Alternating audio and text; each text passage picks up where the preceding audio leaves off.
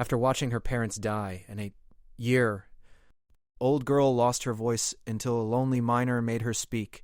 The gunfire echoed through the canyon just as the sun dipped below the ridge. 8-year-old Lucy Harper pressed herself against the wagon wheel, her small hands covering her ears, but nothing could block out the screams.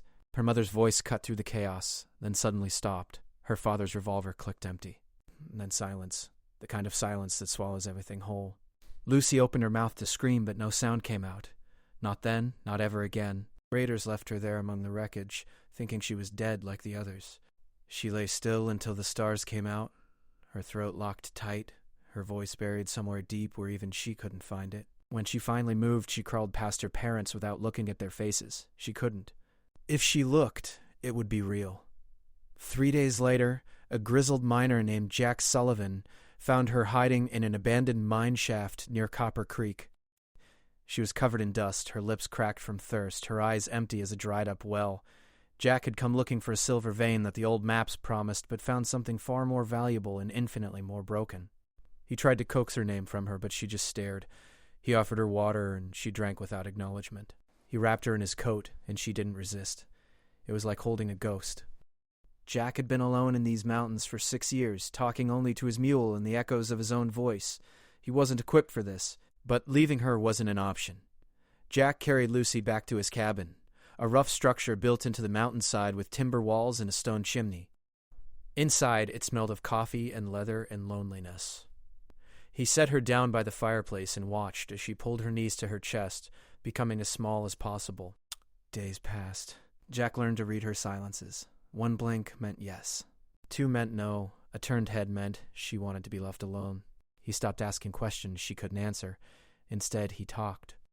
He told her about the mountain, about the veins of silver that ran through the rock like frozen rivers.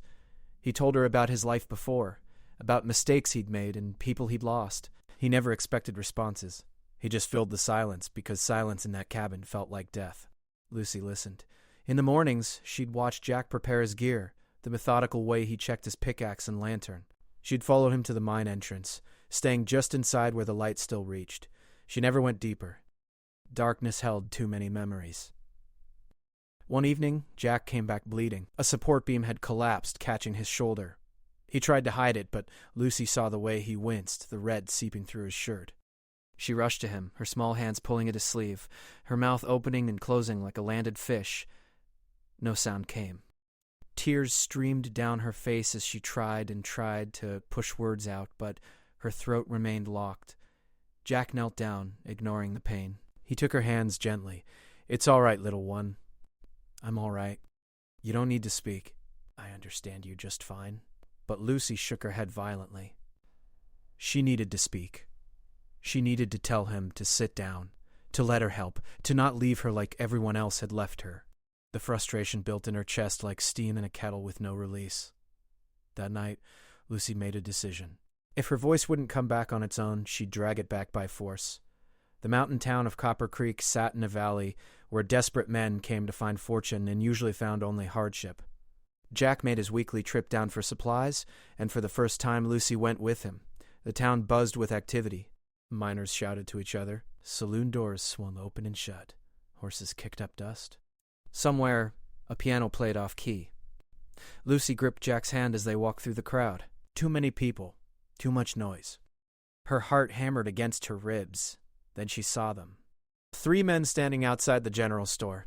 One wore a hat with a distinctive feather, the same hat she'd seen that night in the canyon silhouetted against the firelight as her world ended. Her grip on Jack's hand tightened like a vice. He looked down and saw her face drained of color, her eyes locked on something across the street. He followed her gaze to the men.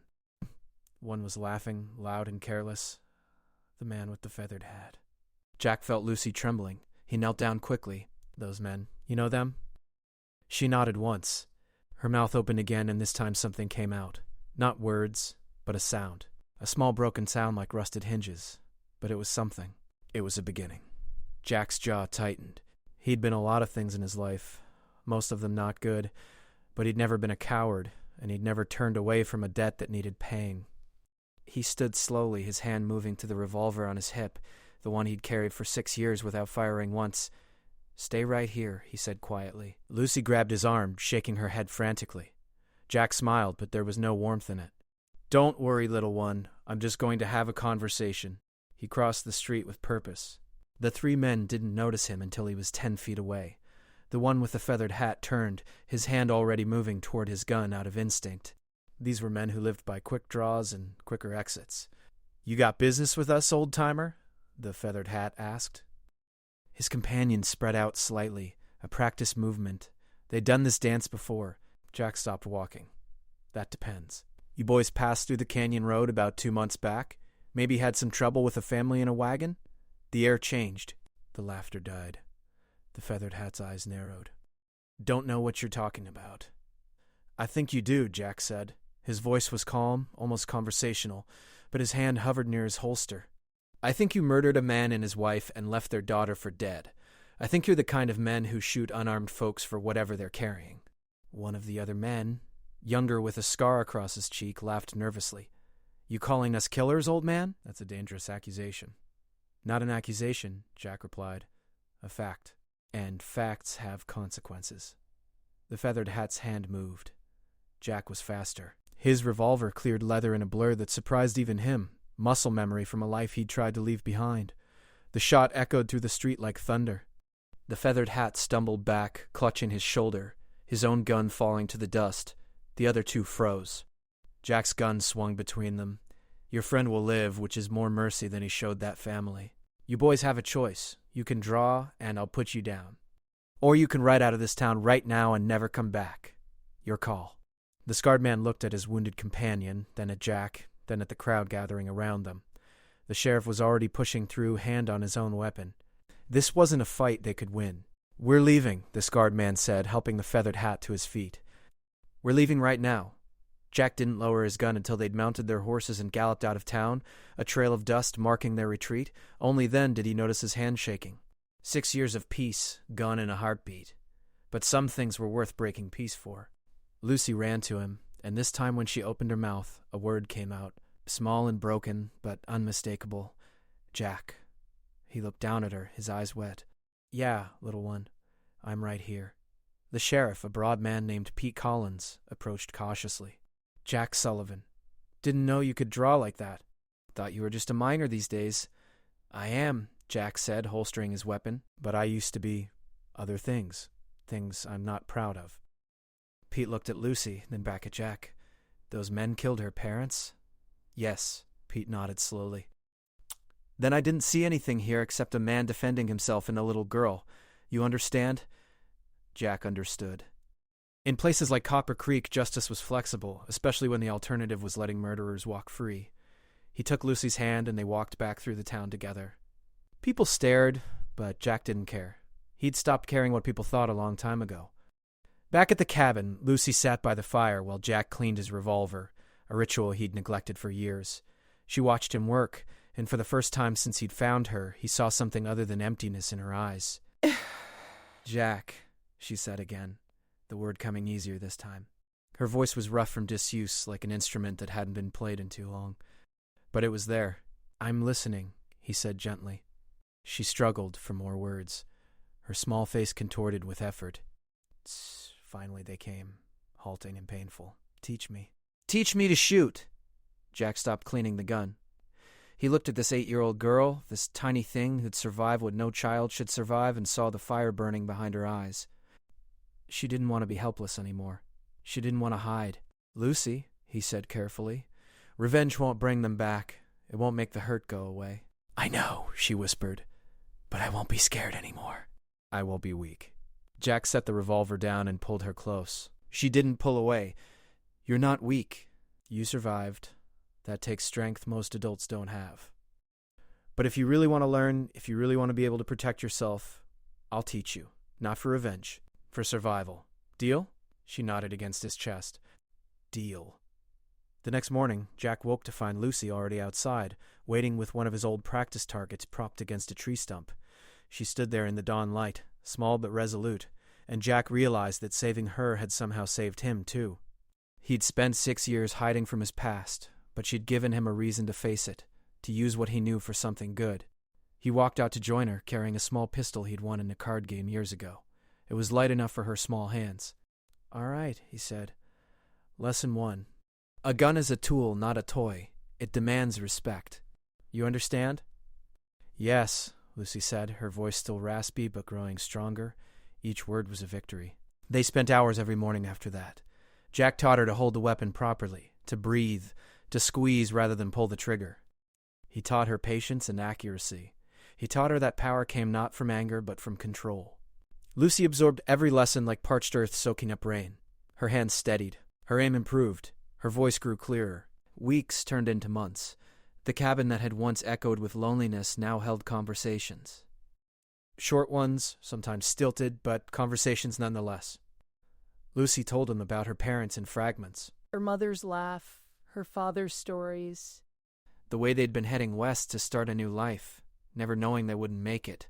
Jack told her about his own demons, about the men he'd killed in a war that made no sense, about the woman he'd loved and lost to fever, about the guilt that drove him into these mountains to hide from himself. They were two broken people learning to be whole again, one halting word and one steady lesson at a time. One afternoon, while Lucy practiced her draw, a rider approached the cabin. Jack tensed, his hand moving to his gun, but Lucy put a hand on his arm. "Wait," she said softly. Her fear was gone. She'd learned to assess threats rather than assume them. The rider was Pete Collins.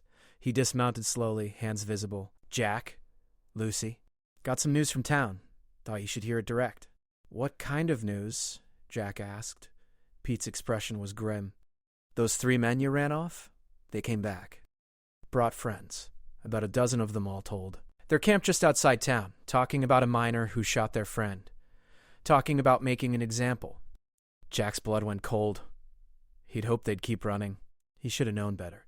Men like that didn't forgive embarrassment. When? "They're planning something for tomorrow. The town's scared, Jack. Half the folks want to hand you over just to avoid trouble. The other half remember what those men did and want to stand with you. It's a mess." Lucy stepped forward, her young face set with determination beyond her years. "We can't let them hurt the town because of us." "She's right," Jack said. "I'll meet them. Alone. No reason for anyone else to get hurt." "No," Lucy said, louder now. Her voice carried weight, authority. "Not alone. Together." Pete looked between them, this grizzled old miner and this fierce little girl, and shook his head in wonder. "You know, most men would run. Head deeper into the mountains, start over somewhere else." Jack smiled sadly. "I've been running my whole life, Pete. I'm tired of it. Besides, I've got something worth standing for now." He looked down at Lucy. "But you're not coming into town." "That's not negotiable." Lucy's eyes flashed. "You taught me to shoot. You taught me to be strong. You don't get to make me hide now." "I taught you to survive," Jack corrected. "And sometimes surviving means knowing when to fight and when to be smart. This isn't your fight." "They killed my parents," Lucy said, her voice breaking. "They took everything from me. If it's not my fight, whose is it?" Jack knelt down, eye to eye with her. "Listen to me. Those men, they're not just coming for revenge. They're coming to prove something. They're dangerous and desperate, and that makes them unpredictable. I need you safe. I need to know that if things go wrong, you'll survive.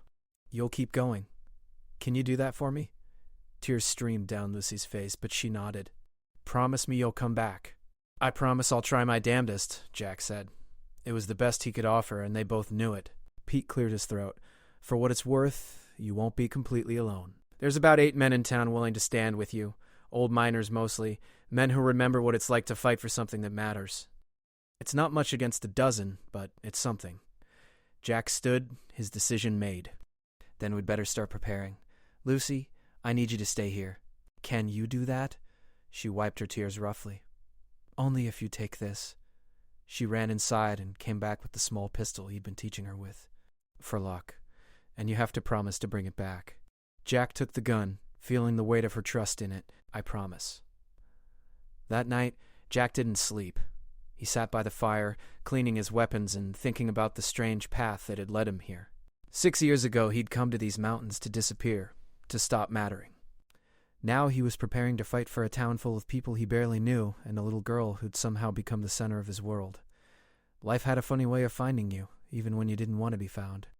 In her small bed, Lucy lay awake, too. She listened to the sounds of Jack moving around, the familiar clink of metal on metal, the creak of leather, Her fingers traced patterns on her blanket, and her lips moved silently, practicing words. Real words. Full sentences. The voice was still healing, still rough around the edges, but it was hers again. Jack had given her that, had given her back herself. She couldn't let him face tomorrow alone, no matter what he said. She'd survived too much to be left behind now. Dawn came cold and clear. Jack saddled his horse and checked his guns one last time. Lucy stood in the doorway, small but fierce, watching him prepare. He walked over and hugged her tight. "Remember what I taught you?" About courage and fear. "Courage isn't not being afraid," Lucy recited. "It's being afraid and doing what needs to be done anyway. That's right. Now you stay here, you hear? Pete's deputy will come check on you. You'll be safe." Lucy nodded, but her eyes held secrets. Jack saw it, but chose to trust her. What else could he do? He rode toward Copper Creek as the sun climbed, painting the desert gold and red. The town appeared in the distance, smaller than he remembered, more fragile. He could see the riders already there, dark shapes against the morning light. A dozen men, just like Pete said, all armed, all waiting. In the town square, the 8 miners Pete had mentioned stood in a rough line. They were older men, most of them, with bent backs and gnarled hands from years of working rock. But they held their rifles steady, and their eyes were clear. These were men who knew what it meant to stand for something. Pete stood at the center, his badge catching the light. "Jack, glad you could make it." "Though I was half hoping you'd be smart enough to run." "Never been accused of being smart," Jack replied, dismounting. He tied his horse and took his place in the line. Across the square, the dozen riders sat motionless, waiting. At their center was a man in black, tall and lean, with the kind of face that had seen too much and felt too little. The leader. The one who decided this town needed teaching. The man in black urged his horse forward a few steps. "You the one who shot my man?" "I shot a murderer," Jack called back. "If that's your man, then yes. That murderer was my brother," the man in black said, his voice cold as winter stone. "You put a hole in his shoulder, cost him the use of his arm. I figure that's worth something. Figure it's worth your life and the lives of anyone stupid enough to stand with you. Then come and take it," Jack said simply. He was done talking. Done explaining. Some men only understood one language. The man in black smiled, and it was the smile of the snake. "Oh, I intend to. But first, I want you to understand what happens when you cross the Dalton gang. I want this town to understand." He raised his hand, and his men drew their weapons. The miners tightened their grips on their rifles. The air crackled with tension.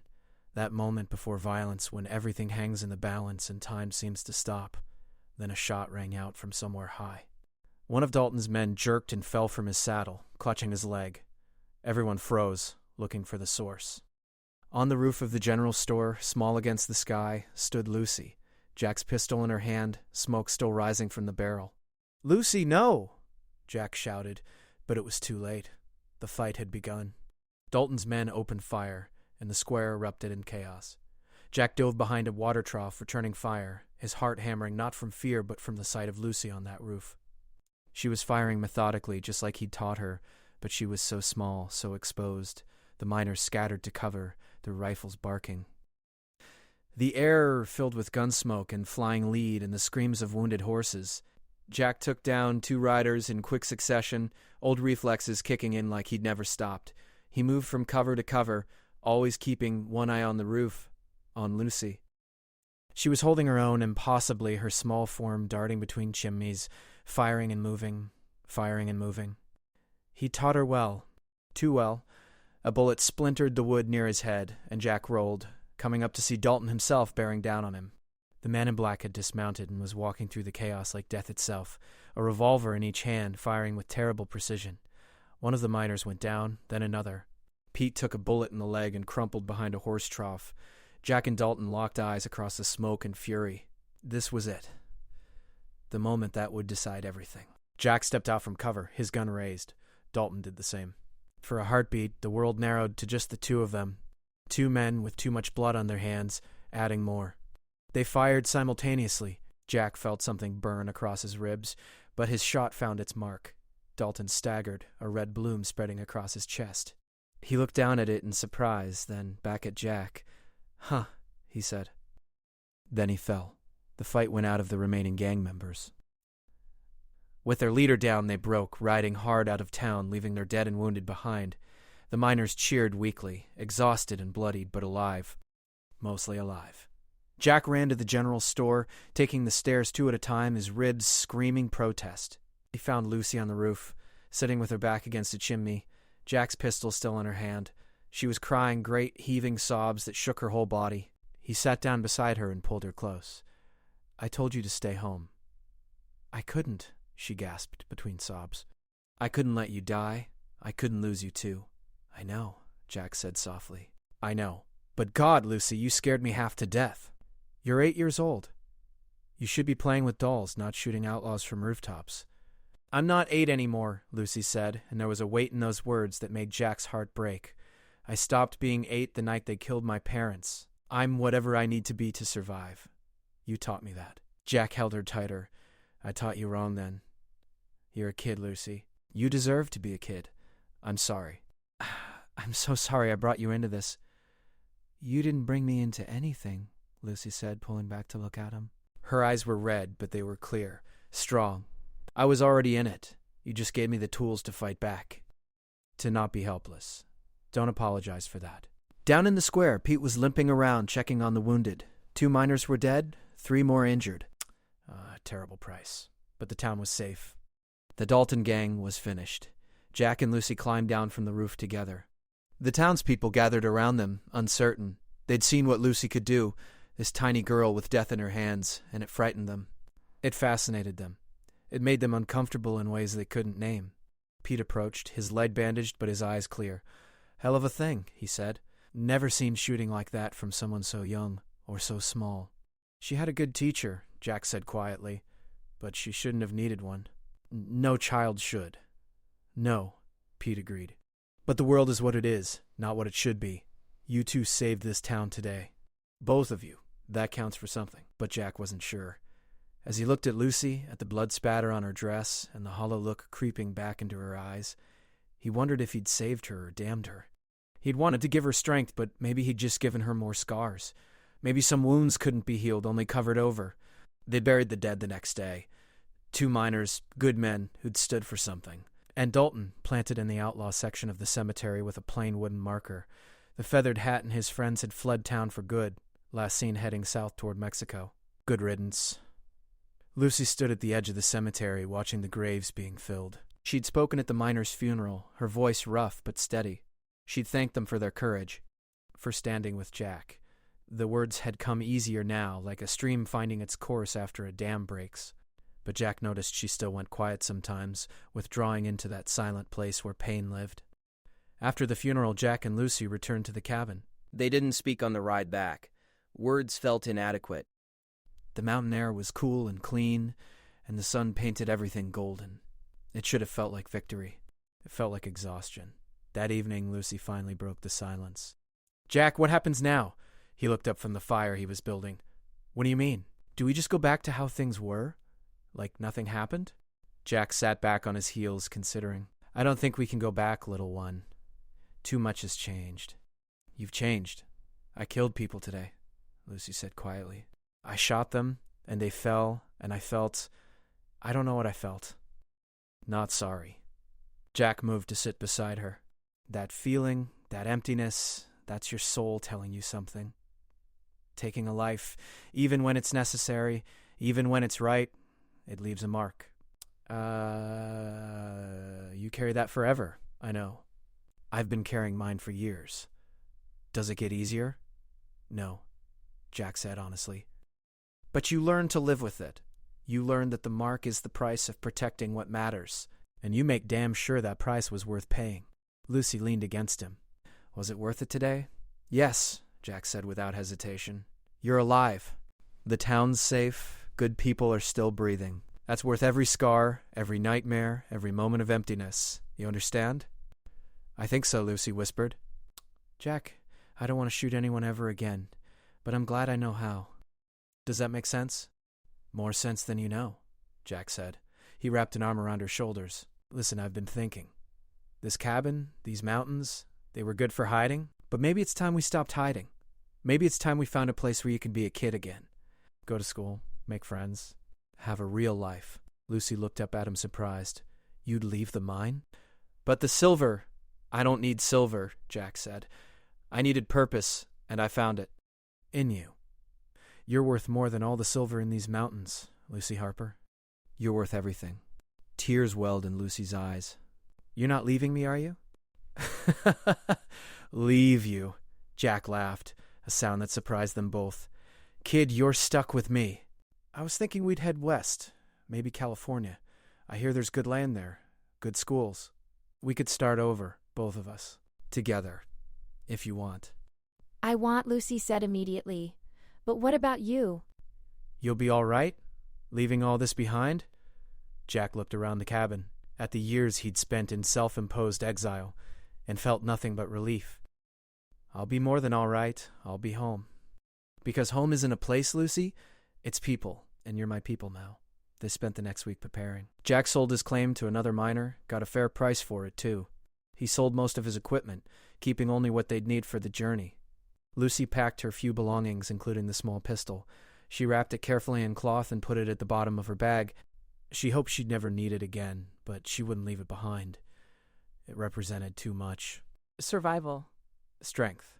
The voice she'd fought so hard to reclaim. Pete came to see them off. You're doing right by her, he said, shaking Jack's hand. That girl's special. She's got steel in her, but she needs softness, too. Balance. You'll give her that, I'll try, Jack promised. Keep an eye on this town, Pete. Make sure the next batch of outlaws knows Copper Creek isn't easy pickings. I will, Pete said. Then he knelt down to Lucy's level. Young lady, you've got a gift. A terrible gift, but a gift nonetheless. Use it wisely, use it sparingly, and never let it define you. You're more than what you can do with a gun. You understand? Lucy nodded solemnly. I understand, Sheriff. Thank you for everything. They left at dawn, Jack on his horse and Lucy on the gentle mare he'd bought for her. The mountains watched them go, silent and eternal, keeping their secrets. As they descended into the valley, heading west toward whatever waited for them, Lucy began to sing. Her voice was rough and unpracticed, but it was there, a simple tune her mother used to sing, about wildflowers and sunshine and hope. Jack listened, his throat tight with emotion. She'd found her voice again, not through violence or necessity, but through healing, through trust, through knowing she was safe enough to let her guard down, at least for a moment. The road stretched ahead of them, long and uncertain. There would be hard days. Days when the past came calling, when the nightmares felt too real, when the weight of what they'd done and what had been done to them felt crushing. But they'd face those days together. Lucy stopped singing and looked over at Jack. Jack, can I ask you something? Anything, little one? Do you think my parents would be proud of me? Or would they be ashamed of what I did? Jack thought carefully before answering. I think your parents would be proud that you survived, that you found strength when you needed it. But I also think they'd want you to find more than just strength. They'd want you to find joy, peace, love, all the things that got stolen from you. And I promise you, Lucy, we're going to find those things. Together. Promise? Lucy asked, and for the first time in months, she sounded like the child she was. Promise? Jack said firmly. Cross my heart. They rode on as the sun climbed higher, two survivors heading toward a new beginning. Behind them, the mountains grew smaller. Ahead, the world opened wide with possibility. Lucy Harper had lost her voice to violence and found it again through courage. Decent sacrifice, but the most important lesson was still ahead of her, the one Jack would spend the rest of his life teaching her. That strength wasn't just about surviving, it was about living. About choosing hope over hatred, growth over revenge, connection over isolation. She was 8 years old, and she'd already seen too much darkness. But there was light waiting too, if she was brave enough to reach for it. And with Jack beside her, she was. She absolutely was. They stopped for lunch by a stream, the water clear and cold from mountain runoff. Lucy washed her face and hands, scrubbing away the dust from the road. When she looked up, she saw Jack watching her with an expression she'd seen before but never understood until now. Love. Simple, uncomplicated, fierce love. The kind that didn't demand anything, just gave and gave and gave. What? She asked, suddenly self-conscious. Nothing, Jack said, smiling. Just thinking about how lucky I am to have found you, to get a second chance at being someone worth a damn. You were always worth something, Lucy said seriously. You just forgot for a while. But I didn't forget. I couldn't have survived without you, Jack. You saved me. We saved each other, Jack corrected. And we'll keep saving each other every day in 100 small ways. That's what family does. Family. The word hung in the air between them, precious and fragile. Lucy tested it in her mind, rolling it around like a piece of gold, checking for flaws. Finding none. Yeah, she said softly. That's what family does. They mounted up again and continued west. The sun arced across the sky and the landscape slowly changed, becoming greener, more forgiving. By evening, they reached a small town called Riverside, nestled along the wide, slow-moving river. It was nothing like Copper Creek. This place felt alive, welcoming. Children played in the streets.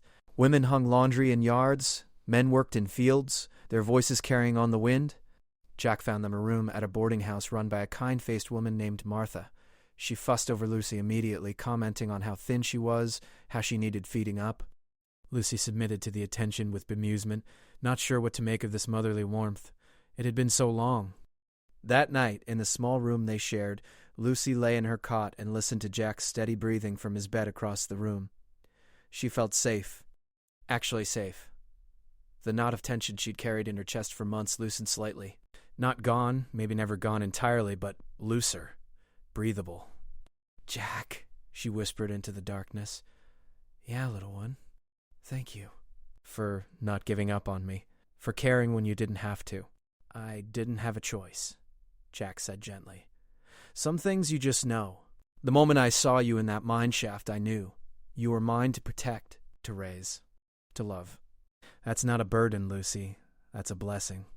Lucy smiled in the darkness. Her voice, when it came, was clear and strong. Good night, Jack. Good night, Dad. The silence that followed was weighted with meaning. Then Jack's voice, rough with emotion. Good night, daughter. Sweet dreams. Outside, the river flowed on, carrying away the past, bringing in the future. Two broken souls had found each other in the wilderness and had chosen to heal together. The road ahead would have its challenges, its setbacks, its moments of doubt. But they'd face them together, this grizzled old miner and this fierce young girl who'd lost her voice and fought like hell to get it back. In the darkness, both of them slept soundly for the first time in longer than either could remember. Tomorrow would bring new adventures, new struggles, new growth. But tonight, they were simply family, and that was enough. More than enough. It was everything.